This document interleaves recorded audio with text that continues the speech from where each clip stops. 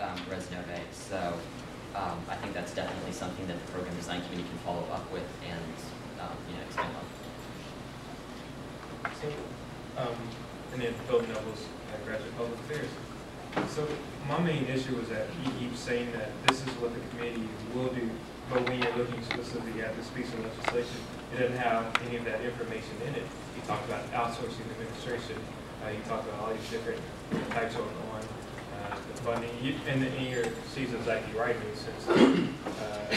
The purpose of the higher education is to provide these opportunities.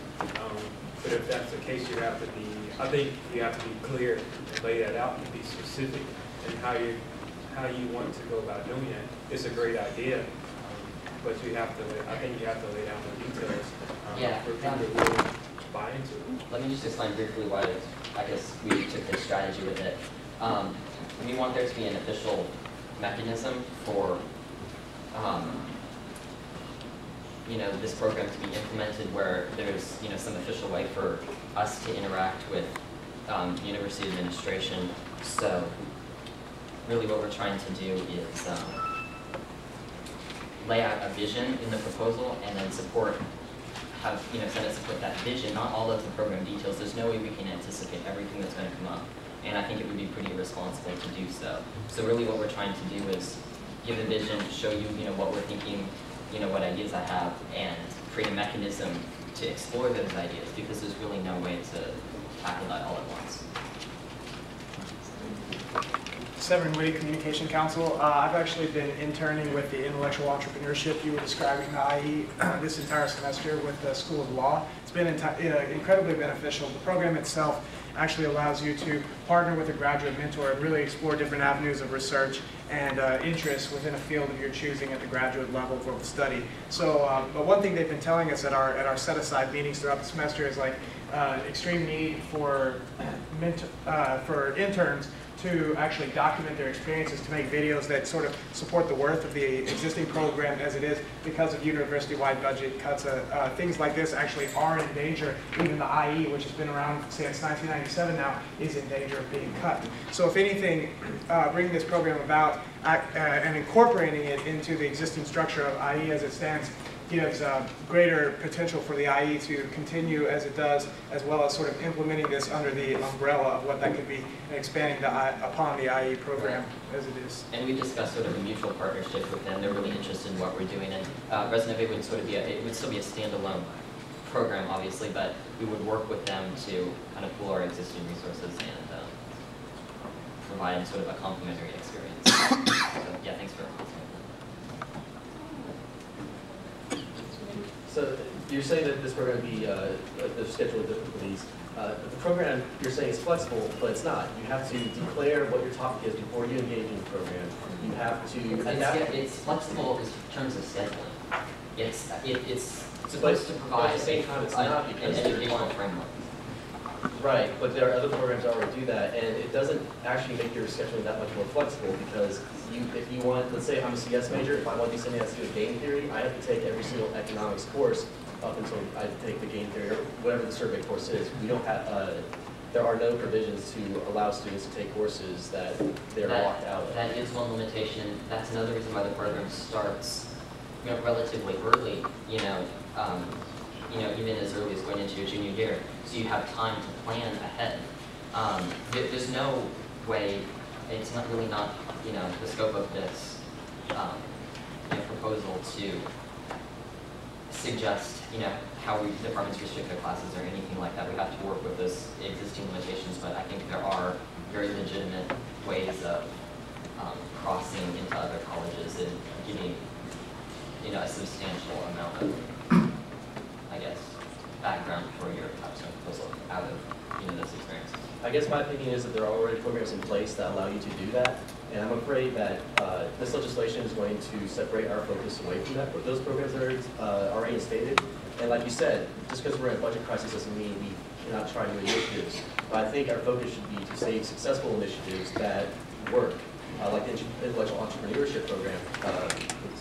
If it's having trouble, I think we should try to save that since it's shown to have a beneficial effect and to prepare students interdisciplinary for graduate school.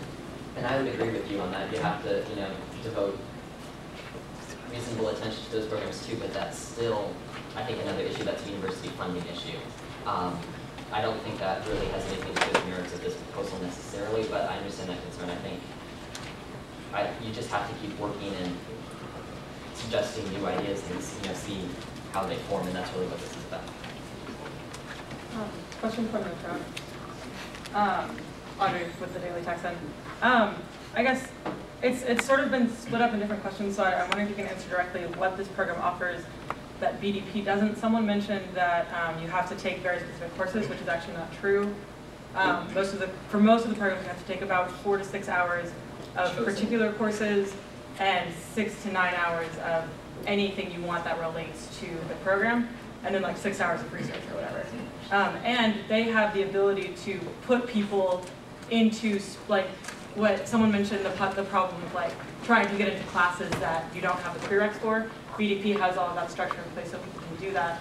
And I don't know if I quite understand what this case competition is like, and I'm wondering if you could speak directly to what is different about this program that BDP doesn't have, because they seem to be the most similar. Okay, yeah. Let's see, just to kind of address the case competition, the purpose of the case competition is once students write their thesis, everybody who's in the program gets together and each person gets a certain amount of time to present their solution to the problem they chose. And it's basically a competition between students to see who can come up with the most innovative ideas. And it's basically a way of increasing competition basically, and just assuming that the student's product will increase in quality because of that competition. And the idea would maybe to offer some kind of scholarship or some kind of incentive as a reward for winning the case competition. But that's sort of a final experience, just to kind of put everything together. As far as how it's different from BDP, I just really want to emphasize that the focus is very different. I'm not going to disagree that some of the components are similar, that's true, but the purpose is really different. Preparing students for grad school is really what this program is about.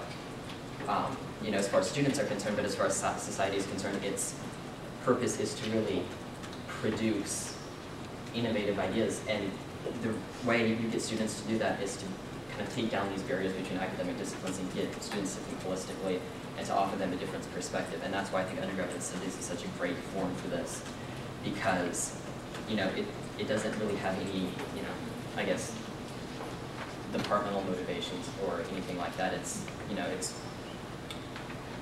I think approaching it from a very different perspective than a lot of the existing academic disciplines. The purpose of this is to sort of break away from that.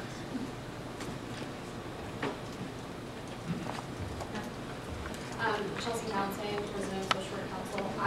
As a student at the BDP, I just want to say that it is somewhat restricted in the sense that it has specific strands. You have to apply to the strand. The strand is in a particular field of interest. So it does somewhat limit whatever you're interested in and the courses that it applies to. They also have the prescribed courses, which have been mentioned, and if you do find a course that is not on that list, you have to make an argument as to why that would fit into your strand and everything. So the only way to have any other strands that are not already there, they have to be officially accepted and approved and that kind of thing. What I'm hearing with this program, and please correct me if I'm wrong, is that you're choosing these courses. They're not saying these are the courses that we found and if you find any other ones, we have to approve it. What I'm hearing is that this is a complete choice on your own and it's something that has to tie into your research work. It has a lot in common with sort of a humanities degrees that a lot of colleges offer, where you completely construct your degree, basically from scratch, based specifically on your interests. So that's really what that's emulating in a lot smaller. It's time. Is there a motion to extend debate? Okay, seeing none, is there a motion to approve SR 1006? Motion to approve. All right, point of order, did you get my friendly amendment? Oh, yes, I'm so sorry. Did you have the official Yeah, I emailed language? it to you. If not, I can tell you the wording. It's not very different.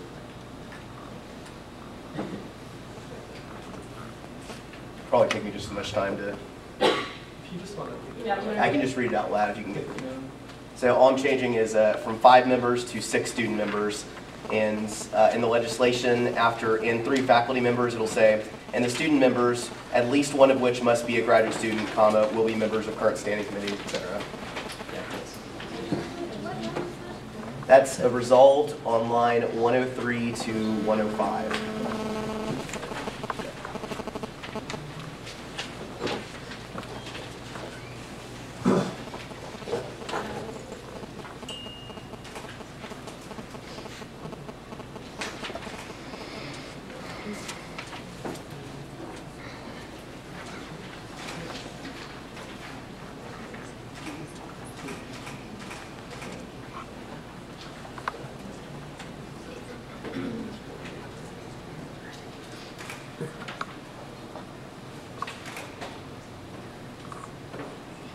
Is that accurate? I can't read those. All right. Yeah, just 6, and then at least one of which must be a graduate student. Why are you increasing it to 6 student members? I fine with just 5. That's what he wanted to do, was make it 6. It does not. If you don't want to change it, it's fine. I would say just keep it at 5 so that we have the right number, odd number. Okay, so the friendly McNaughton is 5 members.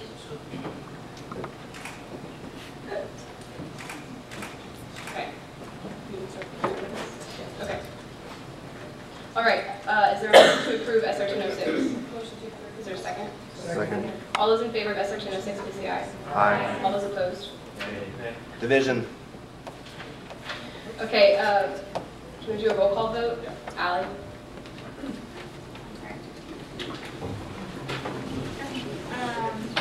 Communication Council.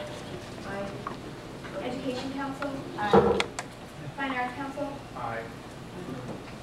Treasure Public Affairs Council. Nay. Liberal Arts Council. Nay.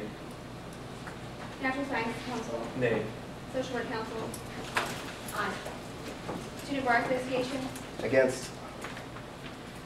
Student Engineering Council. Nay. Undergraduate Business Council. Aye. UT Nursing Student Association. Aye. And Undergraduate Studies Council. Aye.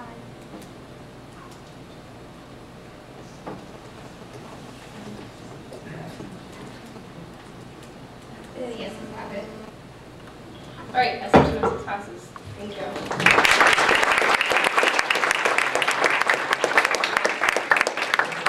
Okay, will the authors of SR 207?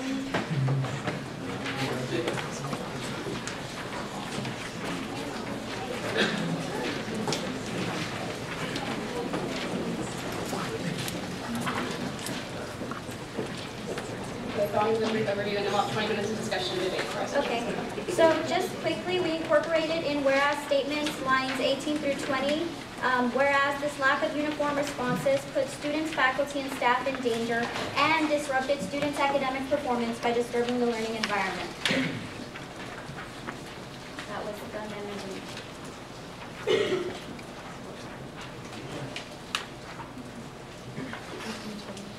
Motion to end discussion and debate. Is there a second?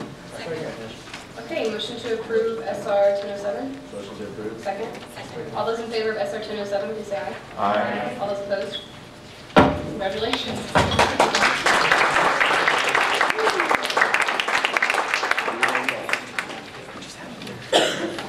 Moving on to SR 208.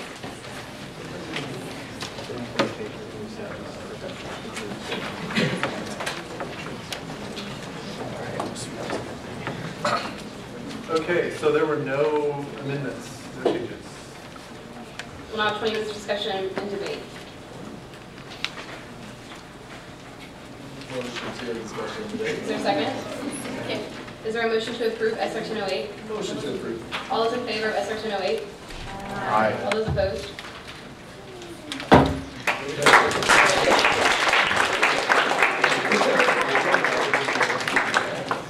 Finally, SR 209.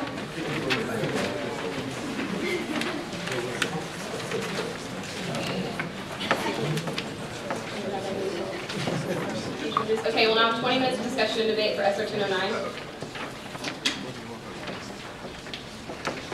Motion to end discussion and debate. Is there a second? Motion to approve SR 209. Motion to approve. Second.